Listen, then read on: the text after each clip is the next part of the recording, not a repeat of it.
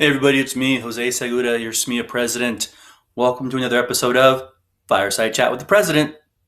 All right, good to see everyone. Happy Friday. I know this is the Friday before a 3-day weekend, and hopefully that you take the time to enjoy the Memorial Weekend, take time away from all the duties and responsibilities that have been piling up, and just have time to enjoy yourself, your family, your friends, and whatever way you can, while still adhering to all the physical distancing guidelines and other things that we have still in place. So, happy Friday. We made it. All right, getting close to the end. This should be a quick video, so let's start. We're going to talk about negotiations. We're going to talk about contacting our legislators, both statewide and on the federal level.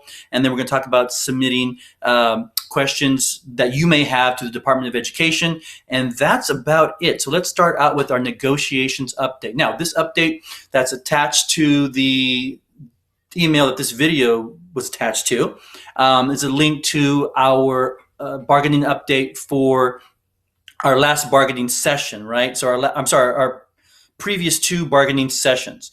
That would be the May the 6th and the 14th. There you go, May 6th and 14th. Now we've bargained again since then. We actually had a bargaining session on the 20th, but we'll put an update from that session out next week. All right, so what I'm going to talk to you about is what happened up until the 14th.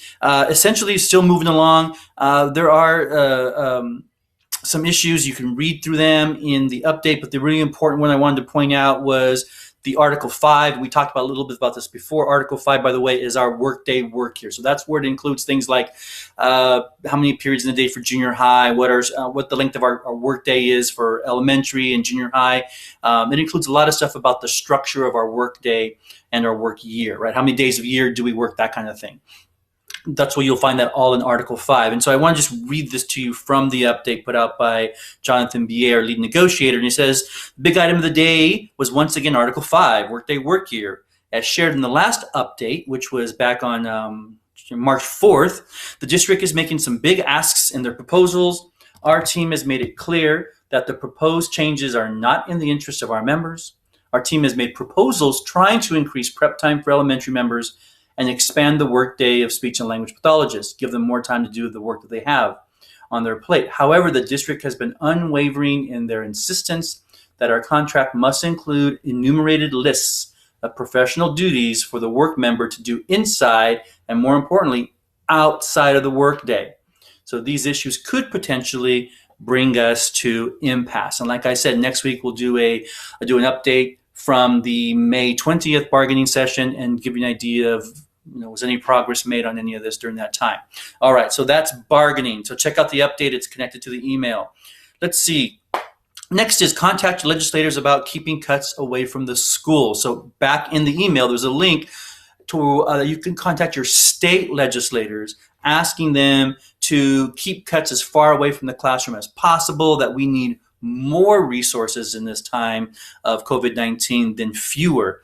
And when school opens up, chances are we're going to need a lot more people, money, and time to do what needs to be done in order to make sure that we are accessing and educating all the students that are in our charge.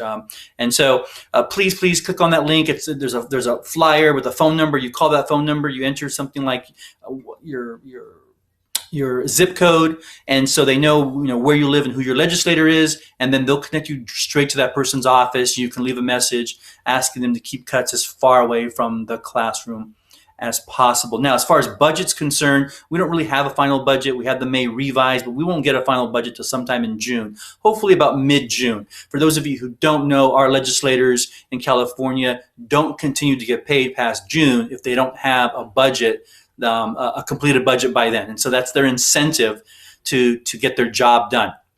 And I got to tell you, ever since that law was passed, budgets seem to magically be done before the end of June now.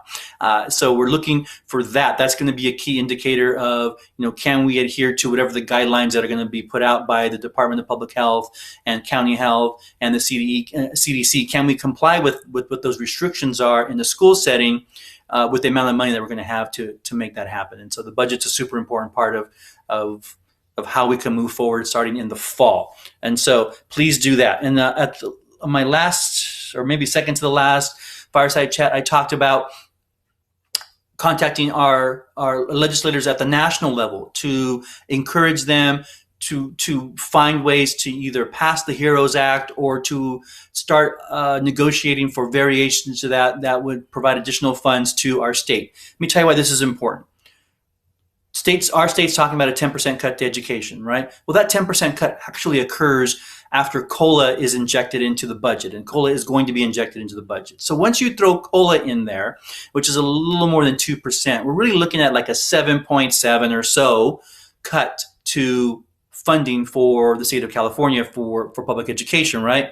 Well, there's also, the state has proposed to provide STRS with some funding that initially was going to be paid by the school district. So instead of the school districts paying that portion of the bill, the state is proposing that they would pay that portion of the bill. So if that occurs, that also net outcome would decrease the negative impact to our district when it comes to budget, right? They're going to have to put out less dollars for STRS, which means they have more dollars in their budget for student services and salaries and supplies and things like that. So that 10% cut that we're hearing about is going to be closer to 7% when these funding sources are taken into account. If our federal government can pass the HEROES Act or something similar to it, it could essentially erase the entire deficit. That entire 7% that's left over could be accounted for with federal dollars. And the net outcome would be no negative impact to school finance or school funding for the next school year, right? For the 2021 school year. And so it's super important that you contact your legislators and ask them to seriously consider passing this or finding an alternative act that would do the same thing. So please do that. And the last thing I have for you is questions. Now, a lot of you have questions that I can't answer. We talked about this before, right? But the California Department of Education may be able to. So back in the email that this video was attached to, there is an email address. It is COVID-19 at cde.ca.gov. Again, COVID-19, no spaces and no additional characters. COVID-19 at cde.ca.gov. You can use that email address to send questions directly to the CDE. I've done it, so I encourage you to do it. They're constantly going through those questions that are submitted and providing answers. They're updating their FAQs on the CDE webpage, which is another resource for you if you have questions, specific questions. So please feel free to use the COVID-19 at cde.ca.gov and get your questions asked and hopefully answered. All right.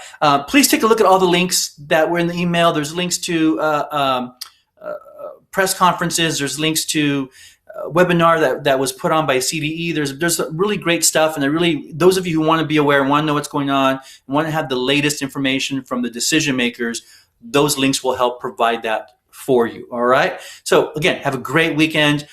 Please stay safe. Please stay healthy, but enjoy your time. And we will talk soon. I'll see you all on Tuesday. All right. Thanks a lot, everybody.